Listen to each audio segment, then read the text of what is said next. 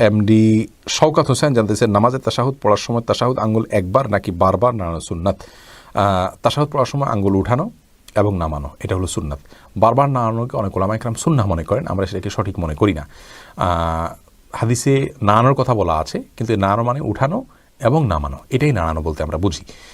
সারাক্ষণ নাড়াতে থাকে, হাদিসে আছে এটা নাড়ানোটা শয়তানের উপরে লোহার আঘাতের মতো।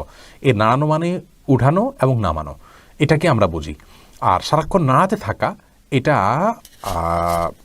আমরা এখানে সঠিক মনে করি না। এই বুঝটাকে হাদিস থেকে যারা এটা বুঝেছেন এটা সঠিক মনে করি না। এর কারণ হলো বেশিরভাগ হাদিসই ইউশিরু এসেছে, অর্থাৎ আপনার তাশাহুদের সময় আঙ্গুল দিয়ে ইশারা করতে হবে। তাছাড়া আঙ্গুলটা কেন উঠাতে হয়? আমরা মুখে সাক্ষ্য দিচ্ছি, আঙ্গুল উঠিয়ে সেই সাক্ষ্যটাকে মুখের সাক্ষ্যটাকে হাতের সাথে আমরা মেলাচ্ছি, যার কারণে হাত উঠিয়ে সাক্ষ্য দেওয়া মূলত। তো নাড়াইতে থাকলে তো আর সাক্ষ্য দেওয়া হয় না আসলে বিষয়টা। তো একে তো হাদিসের ভাষ্যগুলো অ্যানালাইসিস করলে দেখা যায় যে ইশারা করতে বলা হয়েছে, আর নাড়াইতে থাকলে ইশারা হয় না। দ্বিতীয়ত এটা সাক্ষ্য দেওয়া, মুখের সাক্ষ্যের সাথে হাতের স্বাক্ষর মিলানোর জন্য উঠাইতে বলা হয়েছে, এটাই হলো উঠানোর কারণ।